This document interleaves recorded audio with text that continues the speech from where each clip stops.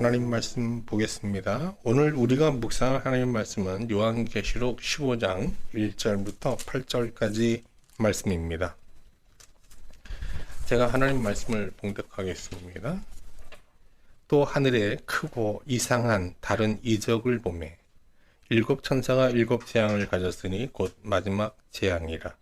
하나님의 진노가 이것으로 마치리로다. 또 내가 보니 불이 섞인 유리바다 같은 것이 있고 짐승과 그의 우상과 그의 이름의 수를 이기고 벗어난 자들이 유리바닷가에 서서 하나님의 검은 고를 가지고 하나님의 종 모세의 노래 어린 양의 노래를 불러 이르되 주 하나님 곧 전능하신 이시여 하시는 일이 크고 놀라우시도다. 만국의 왕이시여 주의 길이 의롭고 참되시도다. 주여 누가 주의 이름을 두려워하지 아니하며 영화롭게 하지 아니하오리이까. 오직 주만 거룩하시니이다. 주의 의로우신 일이 나타났음에 만국이 와서 주께 경배하리이다 하더라. 또 이 일 후에 내가 보니 하늘의 증거 장막의 성전이 열리며 일곱 재앙을 가진 일곱 천사가 성전으로부터 나와 맑고 빛난 세마포 옷을 입고 가슴에 금띠를 띠고 내 생물 중에 하나가 영원토록 살아계신 하나님의 진노를 가득히 담은 금 대접 일곱을 그 일곱 천사에게 주니 하나님의 영광과 능력으로 말미암아 성전의 연기가 가득 차매 일곱 천사의 일곱 재앙이 마치기까지는 성전의 등이 들어갈 자가 없더라. 아멘. 지금 우리 요한계시록 몸통 내용을 보고 있는데요. 요한계시록의 몸통은 일곱 인 두루마리 내용과 그다음에 일곱 나팔 재앙 그리고 일곱 대접 재앙으로 이렇게 구성되어 있어요. 777 시리즈로 되어 있어요. 그런데 그 일곱 나팔 재앙과 일곱 대접 재앙 이야기 그 사이에 일곱 환상 이야기가 또 이제 첨부되어 있거든요. 그 일곱 환상 내용을 쭉 보고 있어요. 좀 구조가 복잡하죠. 그 6개 환상 내용은 지난주까지 쭉 봤잖아요. 오늘은 이제 마지막 7환상의 내용을 보겠는데, 마지막 이 7번째 환상의 주제는 추수예요, 추수. 근데 7째 환상이 계시하는 이 추수는요, 하나가 아니라 둘입니다. 하나는 주께서 친히 낫을 들고 행하시는 구원의 추수이고요. 다른 하나는 천사가 집행하는 심판의 추수입니다.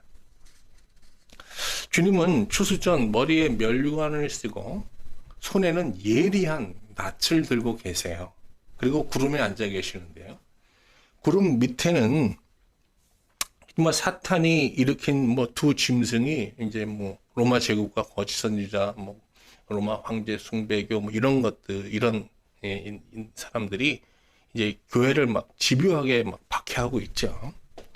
근데 이런 상황을 보시면서도 주님은 그냥 낫을 들고요. 이걸 휘두르지 않고 앉아 계세요, 구름에. 한번 볼까요? 요한계시록 14장 14절 말씀입니다. 또 내가 보니 흰 구름이 있고 구름 위에 인자와 같은 이가 앉으셨는데 그 머리에는 금면류관이 있고 그 손에는 뭘 들고 있어요? 예리한 낫을 가지고 있습니다.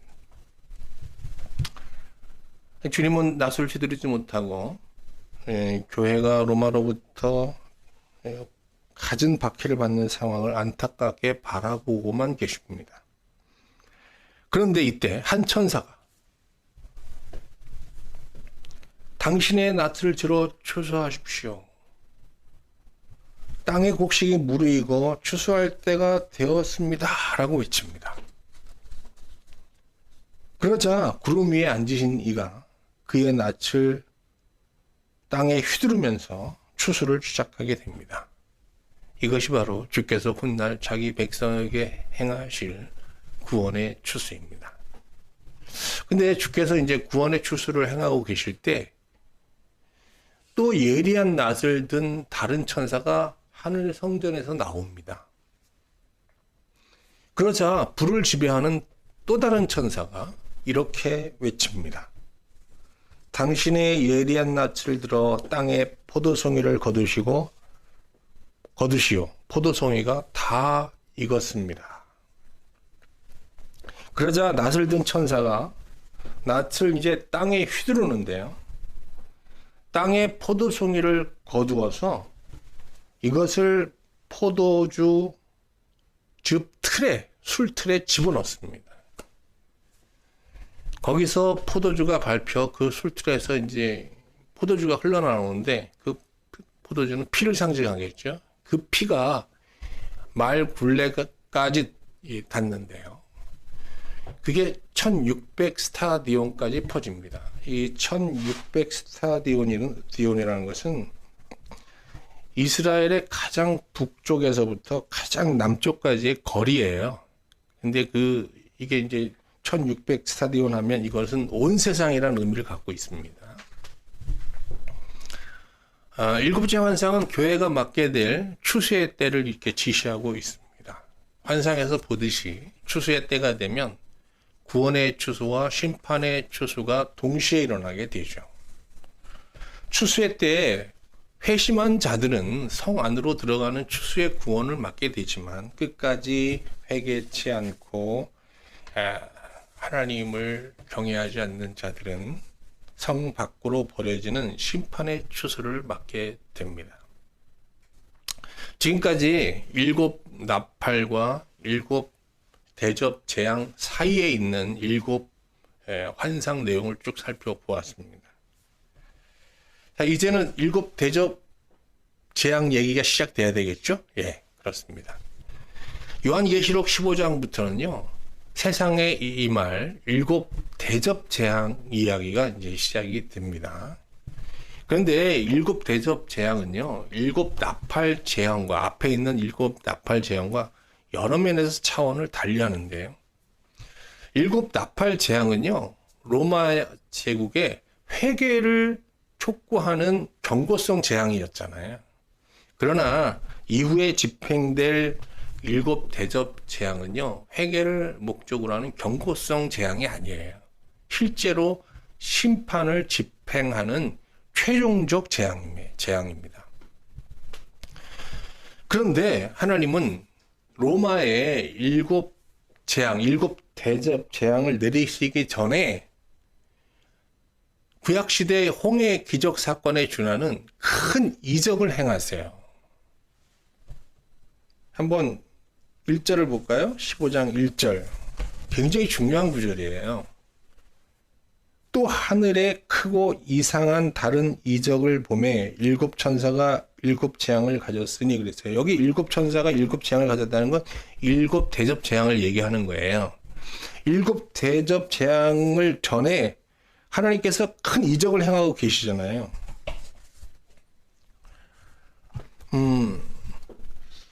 그 요한이 말하는 크고 이상한 다른 이적이라는 것은 하나님께서 구약시대 이스라엘에게 행하신 홍해 기적 사건을 이제 연상케 하는데요. 하나님은 구약시대에 애굽 왕 바로와 이제 애굽군에게 쫓기는 이스라엘을 홍해로 이끄시잖아요. 그래서 이곳에서 바다를 가르는 크고 놀라운 기적을 일으키면서 그들을 구원하셨어요. 마찬가지로 하나님은 지금 로마 황제와 로마 군대에 쫓기고 있는 초대교회를 불이 섞인 유리 바다로 이끄십니다. 이곳에서 큰 이적을 행하시면서 그들을 구원하시거든요. 한번 확인해 볼까요? 2절 말씀 볼게요. 또 내가 보니 불이 섞인 유리 바다와 같은 것이 있고 그랬죠? 짐승과 그의 우상과 그의 이름의 수를 이기고 벗어난 자들이 유리 바닷가에 서서 하나님의 검은 고를 가지고 그랬어요. 이처럼 하나님은 로마의 박해 아래 있는 초대교회 성도들을 어디로 인도하셨어요? 불이 섞인 유리 바다로 인도하시는 거예요. 그래서 여기서 큰 이적을 행하시면서 그들을 구원하십니다.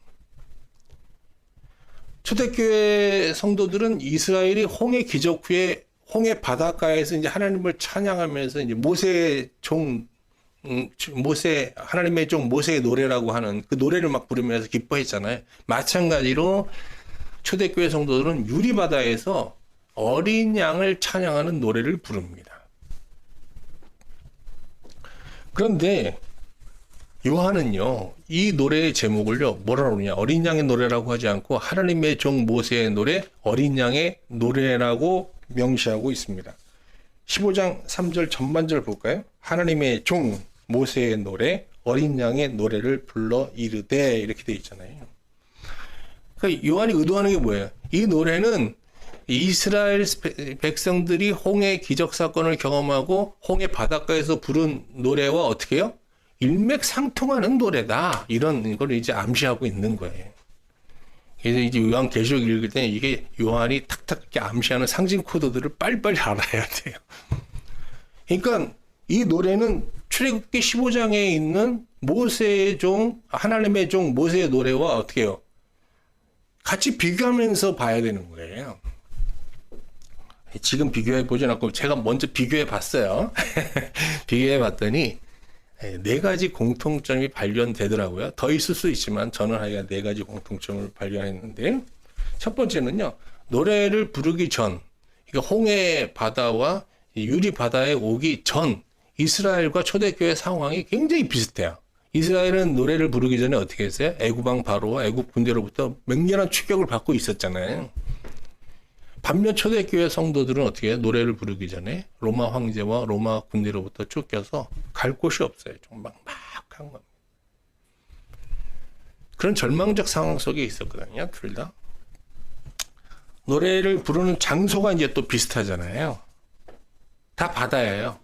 이스라엘은 홍해라는 바다에서 하나님의 이제 구원을 경험하게 되는데, 초대교회가 하나님의 구원을 경험한 바다는요, 유리바다예요.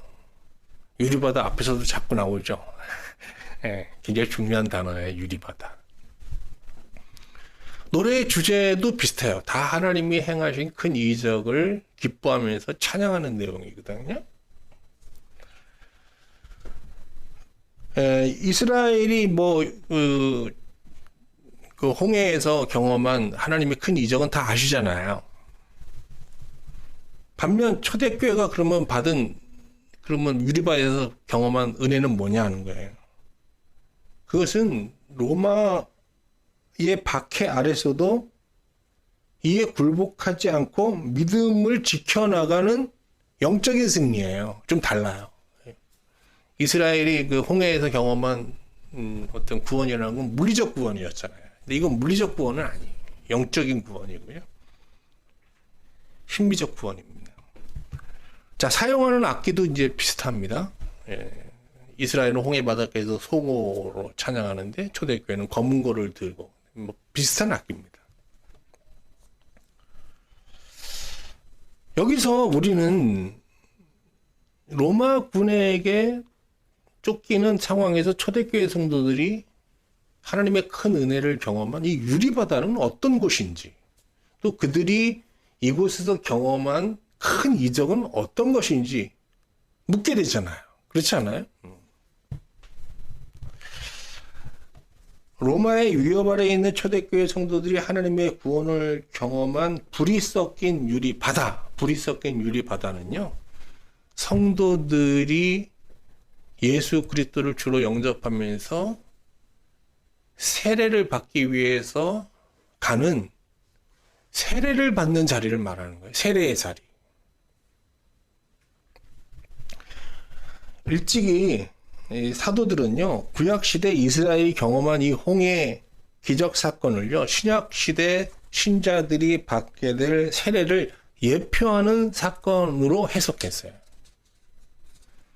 고린도전서 10장 1절 2절 볼까요? 우리 조상들이 다 구름 아래에 있고 바닷 가운데로 지나며 모세에게 속하여 다 구름과 바다에서 세례를 받고 그랬어요.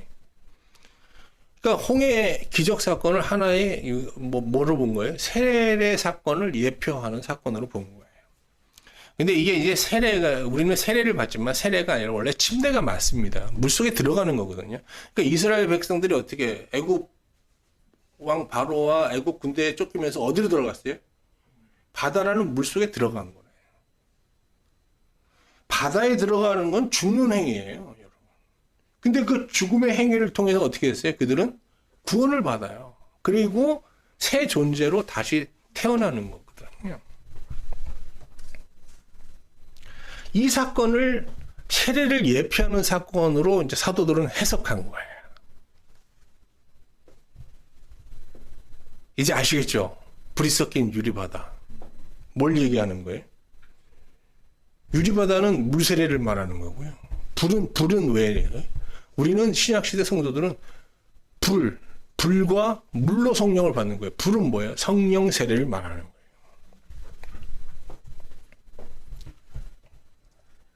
하나님께서는 초대교회 성도들이 로마의 위협과 박해를 감수하며 세례를 받을 때 이 세례의 자리에 함께 하시면서 정말 크고 이상하고 다른 이적을 베푸신 거예요. 그들은 이 이적을 통해서 어떻게 로마의 위협과 박해를 인내하며 극복할 수 있는 힘과 용기를 얻었어요. 그래서 200년 동안 그들은 이 박해를 견뎌냈잖아요. 그리고 어떻게 해요? 로마를 복음화시켜버렸어요. 그냥 엄청난 승리를 하게 된 거죠. 그러면 도대체 초대교회 성도들은 이 세례의 자리에서 어떤 은혜를 받았을까요? 어떤 이적을 경험했을까요? 복음서에 보면 예수님께서 자기를 따르는 무리들에게 행하신 많은 이적들이 나오잖아요. 대표적인 이적이 뭐예요? 여러분 딱 생각나는 게. 일단 병고침의 그 이적이 많잖아요. 뭐 안질병이도 일으키 세우시고, 중풍병자도 고치시고, 하여간 혈루병 걸린 자기도 고치시고, 많은 병고침의 이적이 행을 해가셨고, 또 뭘 행하셨어요? 풍랑을 잠잠케 하는, 자연을 지배하는 이적도 이제 행하셨고요.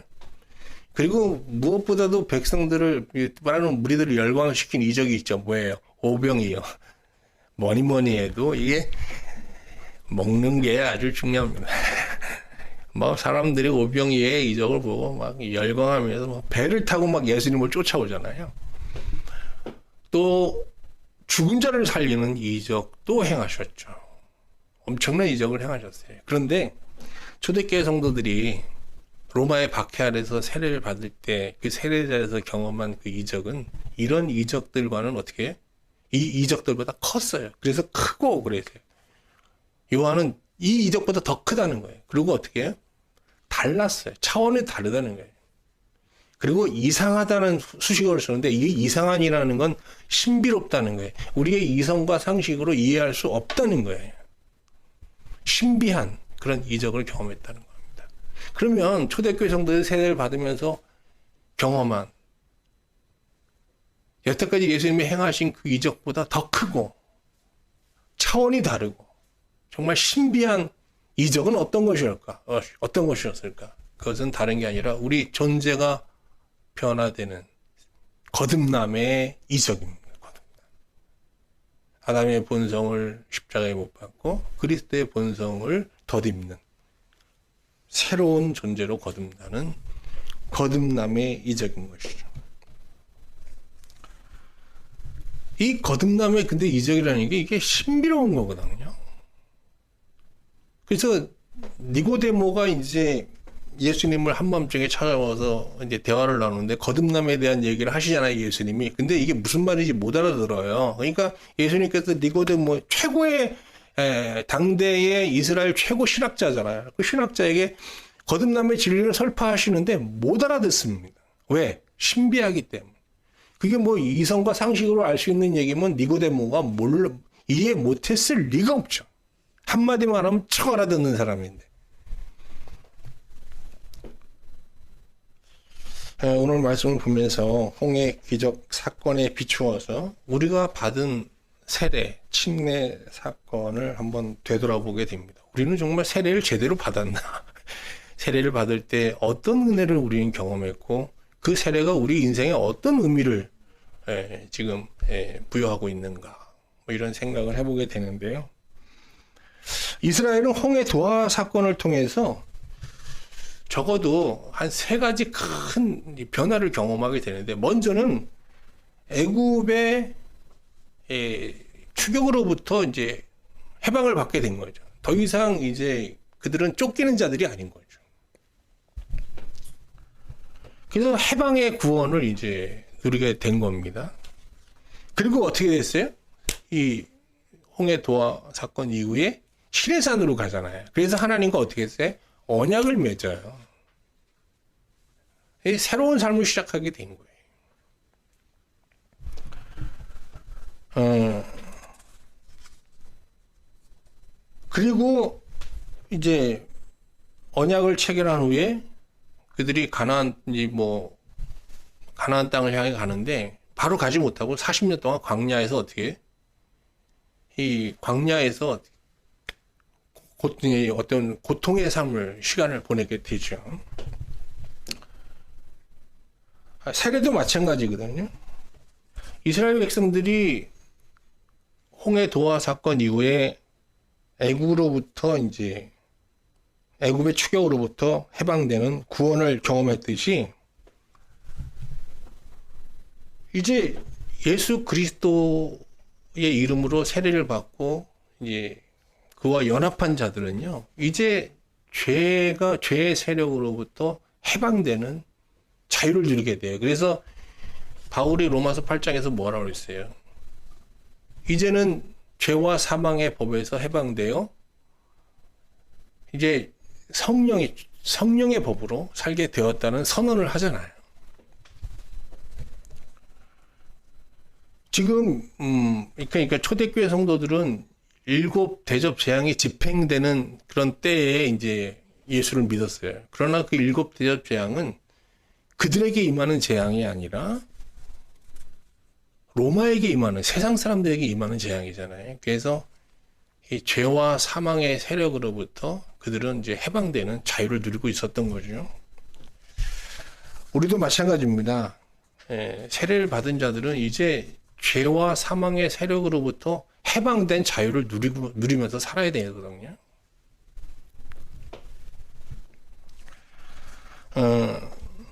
이스라엘 백성들은 홍해를 건넌 후에 이제 시내산에서 하나님과 언약을 맺었는데 이게 사랑의 언약이거든요. 사랑의 언약. 그러니까 이스라엘은 이 언약을 통해서 하나님을 남편으로 삼고 정결한 신부가 된 거예요. 여러분, 우리가 이제 이 혼인 예식과 비슷한데, 우리가 혼인 서약을 할 때 그 핵심 내용은 뭐예요? 서로를 이 세상 어떤 것보다 기뻐하며 살겠다라는 다짐이잖아요. 저도 이제 아내가 저를 보면 기뻐해요. 짜증내지 않고 기뻐할 때가 좀 많은 것 같아요. 근데 저도 그래서 어떻게 그 언약을 맺은 관계라는 건 아내를 보고 기뻐하는 거거든요. 좀 서로 허물이 많고 연약하지만 서로를 긍휼히 여기면서 그냥 기뻐해 주는 거. 이게 이제 언약 내용의 핵심이에요. 하나님은 어떤 분이시죠? 이제 우리 그 탕자의 비유에 보면요, 하나님께서 잃어버린 아들을 되찾자 기뻐해요.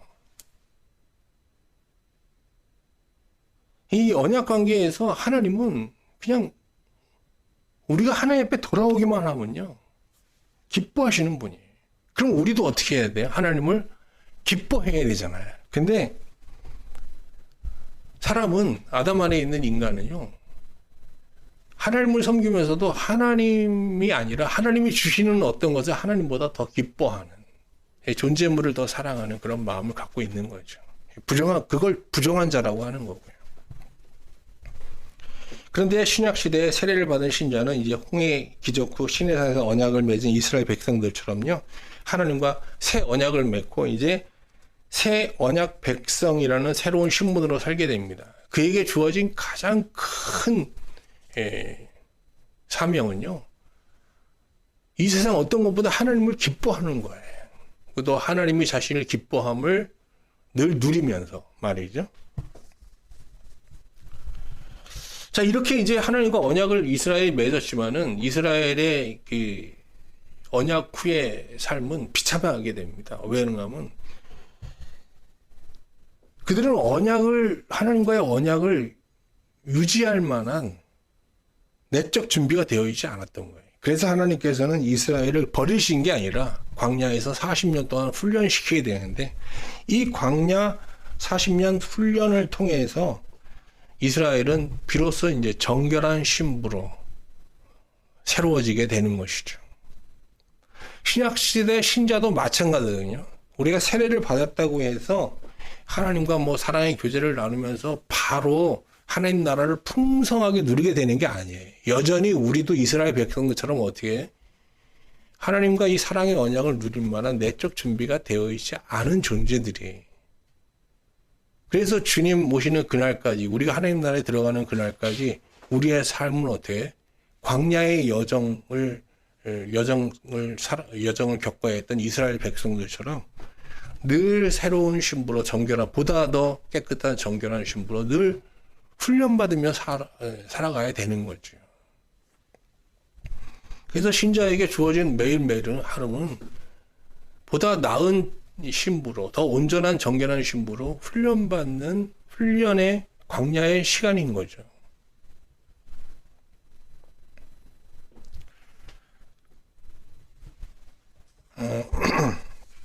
다시 본문으로 돌아가겠습니다. 요한이 유리 바닷가에서 성도들이 부르는 노래를 듣고 있을 때 다시 성전 증거막 문이 열립니다. 증거막 커튼이 되죠. 커튼이 착 열립니다. 이 성전 증거 장막이 거치자 7 재앙을 가진 7 천사가 등장하죠. 그런데 그들은 아주 깨끗하고 빛나는 세마포 옷을 입고요. 가슴에는 금띠를 들고 있었습니다. 천사들이 가슴에 금띠를 띠고 있는 것은 그들이 그리스도로부터 심판의 권세를 부여받고 있음을 이제 암시하고 있는 겁니다. 그때 4 생물 중 하나가 7 천사에게 금대접을 하나씩 주는데요. 그 안에는 하나님의 진노가 가득 담겨 있었습니다. 성전은 그들이 나온 후에 성전은요, 하나님의 영광과 그의 권능에서 나오는 연기로 가득하게 됩니다. 이 연기가 가득하다는 건 보이지 않는다는 거예요.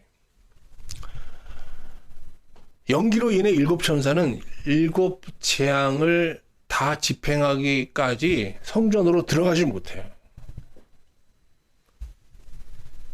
이건 뭘 말하는 거죠? 이제 더 이상 심판의 연기는 없다는 거예요.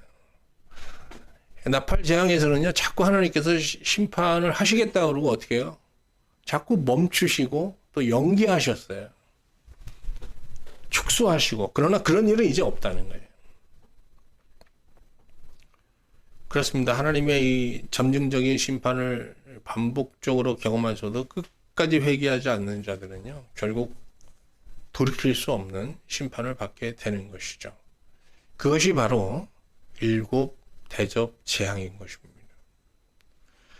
근데 7 대접 재앙은요, 이것도 점점 점증되거든요. 그래서 어디로까지 가냐? 마지막은 바빌론의 멸망으로 이어지게 됩니다. 최후 7 대접 재앙은요, 회개와 구원을 이루기 위한 경고성 재앙과 달리 세상을 완전히 멸망시키는 재앙인 것이죠. 계시록을 받을 당시 초대교회는 세상에 7 대접 재앙이 집행되는 때를 이제 맞고 있었을 거예요. 그런데 7 재앙이 지금 집행되고 있는 이런 와중에 초대교회 성도들은요, 사탄이 세운 2 짐승과 싸우며 한 손엔 검은고를 들고 하나님을 찬양하면서 또 다른 한 손에는요, 복음을 들고, 하나님의 복음을 들고 로마를 향해서 이 복음을 외치고 있었습니다. 엄청난 일이죠. 그런 상황에서도 그들은 하나님의 복음을 외치고 있었던 거예요. 왜? 그들은 하나님의 뜻은 한 사람도 멸망하지 않고 다 회개하고 구원에 이르는 데 있음을 너무나도 분명히 알고 있었기 때문이죠. 저 로마에도 아직 구원받아야 될 사람이 있다는 것을 바라보고 있었던 거예요. 그러나 교회가 로마의 박해를 감수하며 복음을 전한다고 해서 뭐 로마가 다 구원받는 건 아니었죠.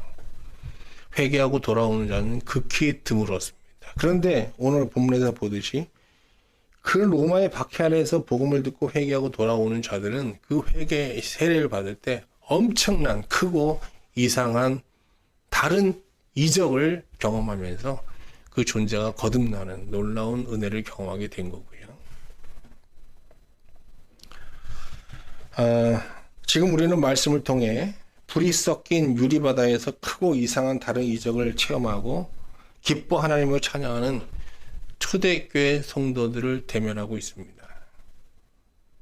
이들은 자기를 핍박하는 로마를 향해서 그런데 복음까지 전하고 있어요. 이 엄청난 성도들을 이제 마주하면서 저는 뭐 말씀을 준비하면서 여러 가지 질문을 던지게 되더라고요. 마치 초대교회 성도들을 지금 대면하고 있는 느낌이 들면서 많은 질문을 던지게 되는데 여러분도 그렇지 않겠어요? 이제 카타콤의 성도들, 정말 지구한 신앙으로 하나님 섬기는 카타콤의 성도들을 요한계시록을 통해서 여러분 지금 접하고 있는데 그들을 만나면 먼저 여러분 뭘 물어보고 싶으세요? 제가 가장 먼저 물어보고 싶은 것은 어떻게 그들이 이 로마의 박해의 상황에서 복음을 믿게 되었는지 이제 묻고 싶고요.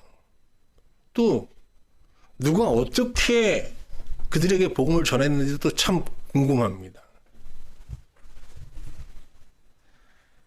또 그들이 세례를 받게 된 동기, 또 세례를 받기 위해서 어떤 신앙 훈련을 받았는지, 세례를 받은 후 그들은 그들의 삶에 어떤 변화가 있었는지, 정말 그 거듭남의 이적이라는 것이 로마군의 위협 아래서도 정말 하나님을 기쁨으로 찬양하면서 이 세상을 향해 복음을 전할 만큼 정말 그렇게 대단한 것이었는지,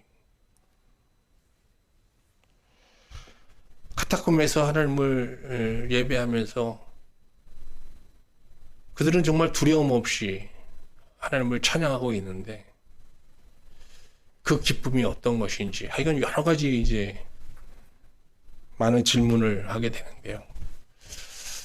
여러분과 저도 이 한 주간 이 지구한 신앙으로 하나님을 섬겼던 카타콤의 성도들과 교제하고 또 그들에게 물으면서요.